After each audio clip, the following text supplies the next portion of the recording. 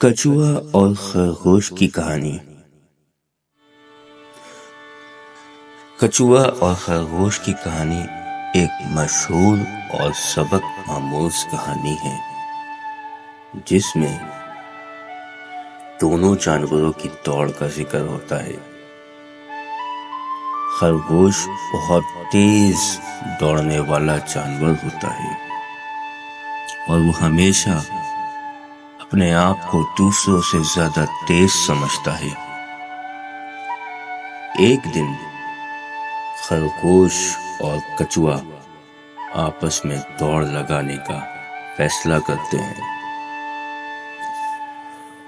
خرگوش نے کچوے کو مذاق میں کہا کہ وہ اس کے ساتھ دوڑنے کے لیے تیار ہو جائے۔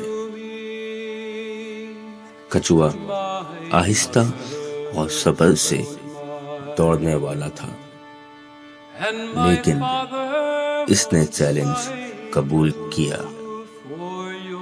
دوڑ شروع ہوئی اور خرگوش تیز دوڑتے ہوئے بہت جلد آگے نکل گیا۔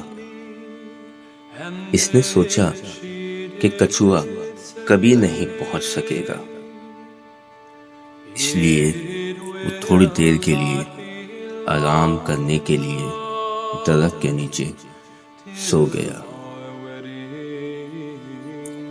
اس دوران کچوا آہستہ آہستہ اپنی رفتار سے دوڑتا رہا۔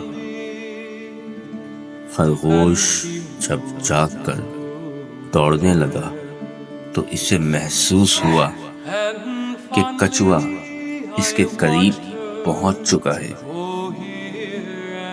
آخر کار کچوا پہلے پہنچا اور دوڑ جیت لی۔ خرگوش نے اپنی تیز رفتاری پر غرور کیا تھا اور یہ نتیجہ ہوا کہ وہ ہار گیا۔